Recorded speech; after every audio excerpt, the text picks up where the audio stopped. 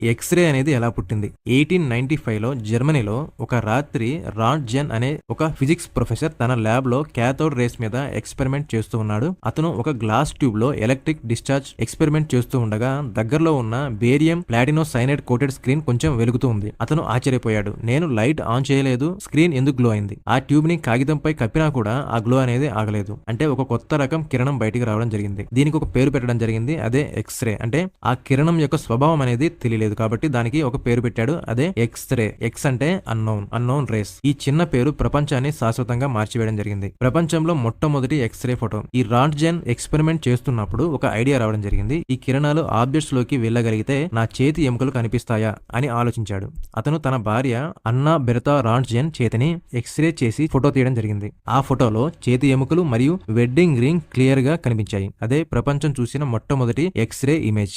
ఆ ఫోటో చూసిన అన్న షాక్ అయ్యి ఇలా చెప్పింది, I have seen my death. ఎందుకంటే ఆమె ఎముకలు చూడడం ఆమెకు భయం వేసింది. ఎక్స్‌రే ఒక ఆవిష్కరణే కాదు, అది ఒక రెవల్యూషన్.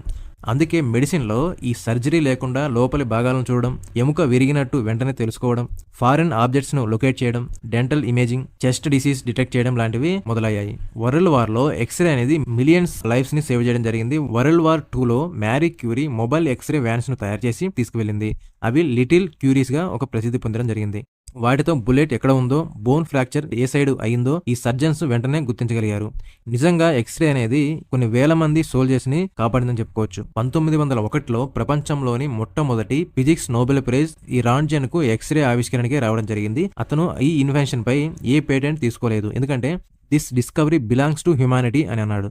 ఎక్స్‌రే ఎలా పనిచేస్తుందంటే హై ఎనర్జీ రేడియేషన్ బాడీలోకి పంపబడుతుంది. స్కిన్ మరియు మజిల్స్ ని ఈ రేస్ ని కొంతవరకు అబ్జర్వ్ చేస్తాయి. ఈ బోన్ అనేది ఎక్కువగా అబ్జర్వ్ చేసుకుంటుంది. ఈ రేస్ వెనుక ఉన్న డిటెక్టర్ కి తాకినప్పుడు ఈ బ్లాక్ అండ్ వైట్ ఇమేజ్ రావడం జరుగుతుంది. అంటే బోన్ తెల్లగా, ఈ సాఫ్ట్ టిష్యూస్ అనేవి గ్రే కలర్ లో, ఎయిర్ అనేది బ్లాక్ కలర్ గా రావడం జరుగుతుంది. ఇది ఒక మ్యాజిక్ ఫోటోగ్రాఫ్ అనుకోవచ్చు. ఈ ఎక్స్‌రే ప్రిన్సిపల్ వల్లే ఈ సిటీ స్కాన్ గానీ, ఈ ఫ్లోరోస్కోపీ గానీ, ఈ మామోగ్రఫీ గానీ, ఈ ఎజియోగ్రఫీ గానీ ఇవన్నీ పుట్టడం జరిగింది. ఎక్స్‌రే మనిషి శరీరం గురించి తెలిసిన నాలెడ్జ్ ను 1000 రెట్లు పెంచింది.